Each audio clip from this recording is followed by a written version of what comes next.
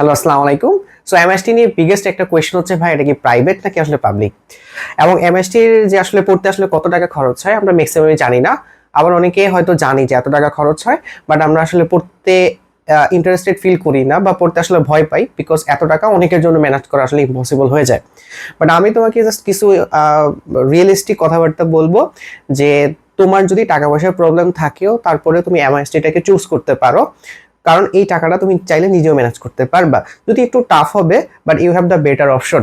ঢাকার মধ্যে তুমি যে কোনো ইঞ্জিনিয়ারিং পাবলিক ইঞ্জিনিয়ারিং ইউনিভার্সিটি থেকে এমএসটিকে তুমি আগে রাখতে পারো, বা যে কোনো পাবলিক ইউনিভার্সিটি থেকে তুমি এমএসটিকে আগে রাখতে পারো অ্যাজ এন এনভায়রনমেন্ট হিসেবে।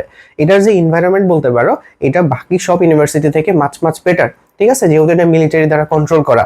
ঠিক আছে, সো আজকে আমি তোমাকে জাস্ট এইটার পড়তে কত টাকা খরচ হয়, এটা কি আসলে পাবলিক নাকি প্রাইভেট, এবং এইখানে হচ্ছে স্কলারশিপের কি কি সুযোগ আছে, এন্ড তুমি কিভাবে আসলে যদি তুমি নিজেও চাও যে আমি নিজের টাকাটা নিজে ম্যানেজ করতে চাই, তাহলে আসলে কি পসিবল কিনা আদৌ। ঠিক আছে, পুরো ব্যাপারটা তোমার কাছে একটু ক্লিয়ার করবো। ঠিক আছে, আর সবাই তো জানো যে ঢাকায় থাকার একটা ভালো পসিবিলিটিস আছে। অনেকেই দেখা যাবে যে এমআইটি ছেড়ে অন্য কোনো পাবলিক ইউনিভার্সিটিতে চলে যাচ্ছে, but you had a better option এমআইটিতে, বিকজ এনভায়রনমেন্ট ঢাকায় থাকতেছো, তোমার কাছে অনেকগুলো অপরচুনিটি আছে, তুমি যে কোনো কিছু করতে পারো চাইলে এখানে। ঠিক আছে, তো আমি একটু ক্লিয়ার করি যে এখানে পড়তে মোটামুটি কত খরচ হয়। তো এখানে হচ্ছে আমরা দুইটা ভাগে ভাগ করা যায়, একটা ফরেন থেকে যদি কেউ পড়তে আসে আর দেশের মধ্যে যদি কেউ পড়তে আসে। সো দেশের মধ্যে যারা পড়বে তাদের মধ্যে দুইটা ক্যাটাগরি হয়। ঠিক আছে, দুইটা ক্যাটাগরি হয়, একটা গভর্নমেন্ট একটা নন গভর্নমেন্ট। ঠিক আছে, সো দুইটা জিনিস হয়, একটা নন গভট আর একটা হচ্ছে গভট। ঠিক আছে, এই দুইটা টাইপস এখানে পাওয়া যায়। অর্থাৎ তোমার বাবা মা যদি কোনো গভর্নমেন্ট চাকরি করে, অথবা তোমার বাবা মা যদি গভর্নমেন্ট চাকরি না করে, তার মানে নন গভট। গভর্নমেন্ট চাকরি বলতে কি হতে পারে, মিলিটারিতে ধরো মানে হলো কোনো সরকারি চাকরিতে আসছে, যে কোনো সরকারি চাকরি হতে পারে, শিক্ষকতা হইতে পারে, যে কোনো সরকারি চাকরি কথা। ওই সরকারি চাকরির মধ্যে যদি থাকে তাহলে গভট হিসেবে বিবেচিত হবে, না থাকলে নন গভট হিসেবে বিবেচিত হবে। দুইজনের জন্য দুইটা আলাদা পেমেন্ট স্ট্রাকচার এখানে আছে। ঠিক আছে, তো এখান থেকে যদি আমি ক্লিয়ার করি যে এটা বিসি ইন ইঞ্জিনিয়ারিং, সো এখানে তোমাদের মোটামুটি 11টা ডিপার্টমেন্ট আছে, অ্যান্ড এইটাতে মোটামুটি 4 বছরে 8টা সেমিস্টার হয়।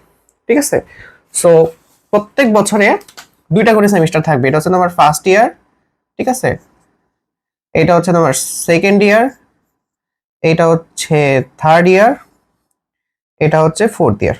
ঠিক আছে, এই 4 বছরে প্রত্যেক বছরে 2টা করে সেমিস্টার থাকে, এন্ড প্রত্যেক সেমিস্টারের শুরুতে তোমাকে পেমেন্টটা করতে হয়। ঠিক আছে, তো আমি যদি তোমাকে বলি যে কেউ যদি গভর্নমেন্টের আন্ডারে থাকে, তার মানে তার বাবা মা গভর্নমেন্ট চাকরি করে, তাহলে তার ফার্স্ট সেমিস্টারে তোমার 1,20,150 টাকা দেওয়া লাগবে। ঠিক আছে, এখানে আমার একটা ব্যাপার আছে, এখানে 50,000 টাকা হচ্ছে তোমার সিকিউরিটি মানি, 50,000 টাকা।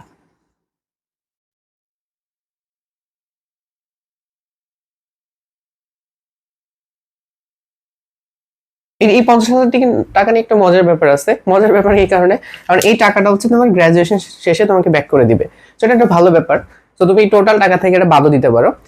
এটা আমি শুনলাম যে 50,000 টাকা হচ্ছে তোমাকে ব্যাক করে দেয়। ঠিক আছে, সো গভর্নমেন্টের জন্য তোমার হচ্ছে ফার্স্ট সেমিস্টারে 1,20,150 টাকা, আর যারা নন গভট আছে তাদের জন্য ফার্স্ট সেমিস্টার দিতে হবে 1,38,150 টাকা।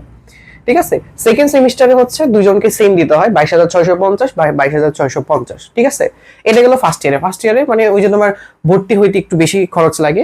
নন গভটের ক্ষেত্রে সিমিলার, এখানে 50,000 টাকা সিকিউরিটি মানি থাকে, যেটা তোমাকে গ্রাজুয়েশন শেষে ব্যাক করে দিবে। ঠিক আছে, সো এই টাকাটা তোমার কাছেই থাকতেছে। সেকেন্ড ইয়ারের ক্ষেত্রে দেখা গেছে থার্ড সেমিস্টারে তোমার হচ্ছে সেম, তোমার হচ্ছে যারা গভর্নমেন্টে থাকবে তাদের একটু খরচ কম, 44,950, আর যারা নন গভ থাকবে তাদের হচ্ছে 62,950 টাকা। আর ফোর্থ সেমিস্টারে দুইজনেরই সেম।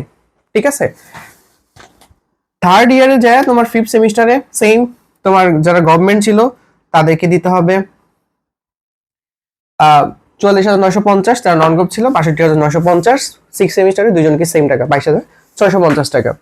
ফোর্থ ইয়ারে সিমিলার, যে যারা গভ ছিল তারা হচ্ছে 44,950, আর যারা নন গভ ছিল তারা হচ্ছে 62,950 টাকা। এইট সেমিস্টারে দুজনকে সেম টাকা দিতে হবে। ঠিক আছে, এটা ছিল মোটামুটি তোমার টোটাল খরচ। সো আমি যদি অ্যারাউন্ড বলি, যারা নন গভ ছিল তাদের হচ্ছে প্রায় 4,18,000 টাকার মতো খরচ হবে, 4,18,000 টাকার মতো খরচ হবে। আর যারা গভর্নমেন্টে তারা হচ্ছে 3,46,000 টাকার মতো খরচ হবে, ঠিক আছে, অ্যারাউন্ড 50 ধরতে পারো।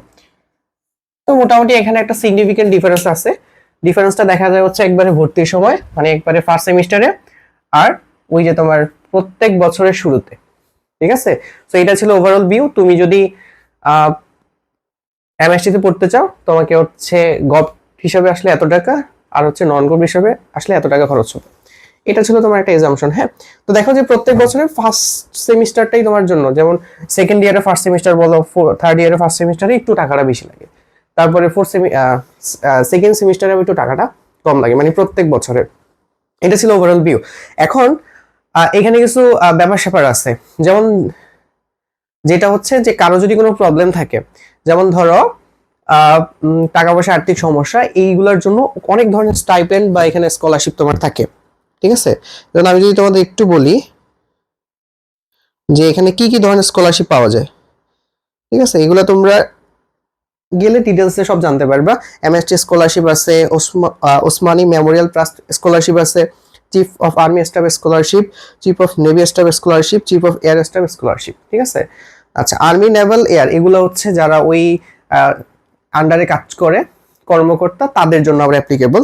বাট নর্মাল মানুষের, মানে যারা সিভিল, তাদের জন্য মোটামুটি এখানে স্কলারশিপের ব্যবস্থা আছে। স্টাইপেন্ড আছে, MIST stipend, bureau Bangladesh stipend, chief of army staff stipend. So এই জিনিসগুলো এখানে অ্যাভেলেবেল আছে। না, আমি এটাও শুনছি যে এরকম হচ্ছে কয়েকজন নাকি এরকম যে তোমার ওদের আর্থিক অবস্থা খুবই খারাপ ছিল এন্ড তাকে ফুল ফ্রি করে দিছে এরকম। সো ফুল ফ্রি করে দেওয়ার এখানে আবার একটা কন্ডিশন আছে, তোমাকে স্কলারশিপ বলো বা যখন তোমার স্কলারশিপ পাইতে চাবা বা এরকম ডিসকাউন্ট যেটা বলতে পারো, তার জন্য তোমার সিজিপিএটা অনেক বেটার রাখতে হবে, তোমার পারফরমেন্সটা অনেক বেটার রাখতে হবে, ঠিক আছে। সিজিপিএটা মানে অনেক হাই রাখতে হবে, অ্যাটলিস্ট 3.78 এরকম কাছাকাছি রাখতে হয় তোমাকে যদি স্কলারশিপ গুলো পাইতে হয়, ঠিক আছে। তো এইখানে একটা ব্যাপার স্যাপার আছে যে এখানে অনেকে বলতে পারে যে ভাইয়া এখানে অ্যাডমিট হইলে যে এত টাকা আসলে ম্যানেজ করা যাবে কিভাবে, ঠিক আছে। তো দেখো, বেসিক যেটা আমি যদি জাস্ট নর্মাল মানুষের কথাই বলি, যাদের টাকা পয়সা আছে তাদের তো প্রবলেম নাই, বাট যদি নর্মালি বলি যে ধরো 1,20,000 বা যারা হচ্ছে নন গভ 1,38,000 টাকার মতো এখানে লাগতেছে, হ্যাঁ, ওভারঅল। তো এই যে টাকাটা যে এখানে লাগতেছে, এই টাকাটা ম্যানেজ করাই সবার জন্য প্রথমে একটু কষ্টকর হয়ে যাবে, ঠিক আছে। বাট এটা যদি ম্যানেজ করতে পারো তুমি, এমআইএসটি হচ্ছে মনে করতে পারো যে ঢাকার মধ্যে সবচেয়ে সেফার এনভায়রনমেন্ট ফর স্টাডি। মানে এখানে আসলে অত ঝামেলায় কোনো কিছু নাই, অ্যান্ড তুমি এটা মিরপুর ক্যান্টনমেন্টের ওইদিকে অবস্থিত, ওইখান থেকে তুমি ভালো টিউশন করাইতে পারো। এখন মোস্ট ইম্পর্টেন্ট কথা আসি যে এই টাকা কি তুমি আসলে ম্যানেজ করতে পারবে কিনা। তো যদি একটু হার্ডওয়ার্কার হও, ব্যাপারটা একটু কষ্টকর হবে ম্যানেজ করা শুরুর দিকে, বাট ওই যে বললাম, যদি তুমি প্রথমে টাকাটা একটু ম্যানেজ করতে পারো, আর যদি কোনো প্রবলেম হয় যে ভাই খুবই সমস্যা হয়ে যেতেছে, অবভিয়াসলি তাদের অথরিটির সাথে যে কথা বলবা, আই থিঙ্ক তারা অনেক বেটার ইনিশিয়েটিভ নিবে তোমার জন্য, ঠিক আছে, যে কি করা যায়। সো দেন দেখা গেছে যে তুমি যদি চাও যে এই টাকাটা তুমি কি আসলে কোনোভাবে ম্যানেজ করতে পারবে কিনা, দেখা গেছে যে তুমি একা চাইলেও পসিবল, বাট ওইটা একটু টাফ হয়ে যাবে। তো ঢাকাতে আসলে অ্যাটলিস্ট 2 থেকে 3টা টিউশন করলেও তুমি মাসে মোটামুটি ধরো যে ঢাকার কথা যদি বলি, যে ঢাকায় বুয়েট, বুটেক্স, এমএসটি, এদের টিউশনের মোটামুটি ভালো ডিমান্ড আছে। সো 20-25 হাজার টাকা ইজিলি ইনকাম করা পসিবল, ঠিক আছে, 3টা টিউশন করালে। আরো বেশি পসিবল, ওটা এক্সপিরিয়েন্সের উপর ডিপেন্ড করে, অনেকে এর থেকে অনেক বেশি ইনকাম করে, বাট ওটা রেয়ার কেস। বাট নর্মালি তুমি 20-25 হাজার ইনকাম করতে পারবে, ওইটা দিয়ে ইজিলি তুমি তোমার সেমিস্টারটাকে রান করতে পারো, ঠিক আছে। আর মোস্ট ইম্পর্টেন্ট সেটা হচ্ছে যে তোমার সিজিপি এর কথা যদি বলি, ওটা যদি ভালো রাখতে পারো, এখানে প্রচুর স্কলারশিপের ব্যবস্থা আছে। আর টাকা পয়সার প্রবলেম থাকে, যদি এমন হয় যে ফ্যামিলি থেকে কোনো সাপোর্টই করতে পারতেছে না, তারপরে দেখা গেছে তুমি তোমার টাকা দিয়ে এখান থেকে মোটামুটি চলতে পারবা, ঠিক আছে, মোটামুটি চলতে পারবা। তবে সবচেয়ে বেটার হয় কি, এমন যদি তোমার হয় যে একবারই সাপোর্ট দিতে পারতেছে না, সেই ক্ষেত্রে তুমি কনসিডার বলে নিতে পারো যে আসলে এখানে পড়াটা উচিত কি উচিত হবে না, যদি তোমার আদার অপশন থাকে, আদার ইউনিভার্সিটি যদি অপশন থাকে, ঠিক আছে। বাট এমন যাতে না হয় যে তুমি এখানে খুব ভালো একটা সাবজেক্ট পাইতা, এমন একটা ইউনিভার্সিটি তুমি চলে গেছো, সেটা পাবলিকই হোক, পাবলিকের সব সাবজেক্ট আর একটু ভালো না, হ্যাঁ, তোমার তো ড্রিম থাকতে পারে যে ভাই আমি এই সাবজেক্টে পড়বো। সো এরকম যদি হয়, ওটা যেন না হয়, হ্যাঁ। তোমার কাছে হয়তো কষ্ট লাগতে পারে, বাট আমার কাছে যেটা মনে হয়েছে, আমি যেটা দেখছি, তুমি যদি অথরিটির সাথে কথা বলো এবং তোমার সিজিপিএ যদি মেনটেন করতে পারো, এই টাকাটা এই যে এখানে টোটাল খরচ বললাম না, এটা অনেকটা মিনিমাইজ হয়ে যাবে। এন্ড তুমি দেখা গেছে টিউশন করে একটা ভালো একটা জেনারেট করতে পারবা। ওকে, বাট ফ্যামিলি থেকে যদি একটু সাপোর্ট করতে পারে, এমন তো না যে কোনো ফ্যামিলি সাপোর্ট করতে পারে না, যদি ফ্যামিলি থেকে মোটামুটি সাপোর্ট করতে পারে তাহলে তো তোমার জন্য এটা অনেক বেটার একটা অপশন হবে। বাট এমনও যদি হয় যে ভাই আমার ফ্যামিলি সাপোর্ট করার মতো তেমন অপশন নাই, আমার নিজেরটা নিজেই চলতে হবে, সেক্ষেত্রে আমার কি এটা করা উচিত? এখানে অনেকগুলো ব্যাপার কাজ করে, তো বললামই যে তুমি আদার্স যদি অপশন তোমার কাছে হাতে না থাকে, যেমন ধরো যে কোনো ইউনিভার্সিটি তুমি পাইছো বাট সাবজেক্ট হয়তো ভালো না, ঢাকার বাইরে হইতে পারে, তো দেখা গেছে ওইখানে কিন্তু তোমার ভালোই কষ্ট হবে। তুমি যদি ওইখানে ঢাকার বাইরে কোনো একটা ইউনিভার্সিটিতে নর্মাল কোনো একটা সাবজেক্টে পড়ো, ওইখানে কিন্তু টিউশন করে তোমাকে খরচটা ম্যানেজ করা লাগবে, কিন্তু এখানে বার্ডেন সেটা হচ্ছে তোমার টিউশন নিজের খরচের পাশাপাশি তোমার এই যে সেমিস্টার ফিটাও এখানে অ্যাড হইতেছে। তো সেক্ষেত্রে ওই যে বললাম সিজিপিএ যদি মেনটেন করতে পারো প্লাস টিউশনের করে অনেকটা কাভার আপ করা যায়, ঠিক আছে। বাট যদি এরকম হয় যে ভাইয়া অন্য পাবলিক ইউনিভার্সিটিতে আমার ভালো অপশন হয়ে গেছে, তাহলে অবভিয়াসলি ওখানে যাবা, তাতে কোনো প্রবলেম নাই।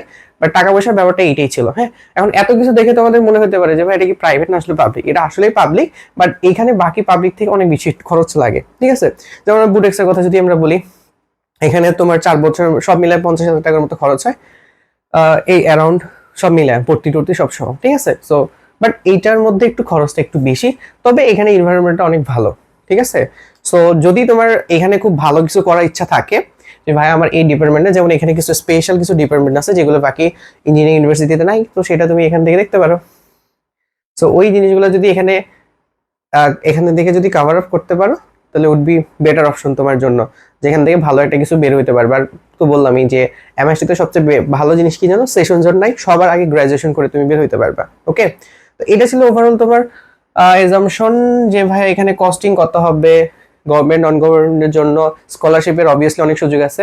প্লাস আরেকটা বিষয় হচ্ছে যে আমার যদি এমএসটিতে একটা ভালো সিট চলে আসে তাহলে আসা উচিত কি উচিত হবে না, অনেকগুলো ফ্যাক্টর উপর ডিপেন্ড করে। আমি তো তোমাকে এজাম্পশন দিলাম ভাই এই অপশন আছে তোমার কাছে, তুমি চাইলে এই খরচটা অনেক কমাই নিয়ে আসতে পারবা, নিজেরটা নিজেও ম্যানেজ করা পসিবল, ঠিক আছে। তবে যদি খুব বেশি প্রেশার হয়ে যায় সেটা অন্যভাবে একটু চিন্তা করবা। তবে একটা কথা মাথায় রাখবা, যদি আমার হাতে কোনো আদার্স ইউনিভার্সিটির অপশন না থাকে তাহলে তোমার কাছে বেটার অপশন ভাই কষ্ট হইলেও এটাকে কন্টিনিউ করা, ঠিক আছে। আই থিঙ্ক তুমি ভালো করলে খরচ অনেকটা এখান থেকে কমে আসবে, নিজেরটা নিজে ম্যানেজ করতে পারবা। এটাই ছিল তোমার এমএসটি নিয়ে ব্যাপার স্যাপার। যে এমএসটির ক্ষেত্রে সবচেয়ে বড় প্রবলেম এটাই হয় যে আমরা অনেকে টাকার জন্য এখান থেকে হয়তো চলে যাই বা অন্য একটা নর্মাল সাবজেক্টে পড়া শুরু করি, এটা তোমার 4 বছর পরে আসলে তুমি তখন বুঝবা যে আসলে তোমার ভুলটা আসলে কত বড় হয়েছে, ঠিক আছে। সো এটা ছিল মোটামুটি ওভারঅল অবজারভেশন। অনেকে দেখে গেছে এমএসটি বিষয়গুলো জানেও না, অনেকের বাসার কাছে হয়তো এমএসটি, ঢাকার মধ্যে যারা আসো এটা অনেক বেটার একটা অপশন। সো তুমি ট্রাই করতে পারো তোমার যদি চলে আসে। আর যারা অলরেডি এইচএসসি তে পড়তেছো তোমরা এমএসটি তে পড়ার একটা ভিশন রাখতে পারো। এমএসটি এডমিশন কিন্তু সবার আগে হয়, সো প্রিপারেশনটা একটু ভালো রাখলে এখানে চান্স পাওয়া কিন্তু আসলেই সহজ, কোশ্চেনও কিন্তু অনেক সহজ হয়। আর যদি কোনো কিছু জানার থাকে এমএসটি নিয়ে অবভিয়াসলি কমেন্টে জানাবা, আমি রিপ্লাই দেওয়ার ট্রাই করব। সামনে অ্যাডমিশন নিয়ে অনেক ইনফরমেটিভ অ্যান্ড বিভিন্ন এক্সপেক্টেড ভিডিওগুলো তোমাদের জন্য আসবে, যেটা আসলে তোমাদের নিজেদের কোয়েশ্চেন সব জায়গায় আসলে পাইতেছো না। প্লাস হচ্ছে অ্যাডমিশন নিয়ে যে কোনো সাজেশন উইথ ক্লাস সবগুলো অ্যাভেলেবেল এখানে পেয়ে যাবা। তোমাদের যাদের যত কোয়েশ্চেন আছে, তুমি হয় এইচএসসি স্টুডেন্ট হইতে পারো বা অ্যাডমিশন মানে ক্যান্ডিডেট হইতে পারো, অবভিয়াসলি আমাকে জানাবা, অবভিয়াসলি আমি হেল্প করবো ইনশাল্লাহ। আর অবভিয়াসলি চ্যানেলটাকে একটু সাবস্ক্রাইব করে রাখবা, সো যে কোনো ইনফরমেশন সবার আগে তোমার কাছে চলে যাবে। আল্লাহ হাফেজ।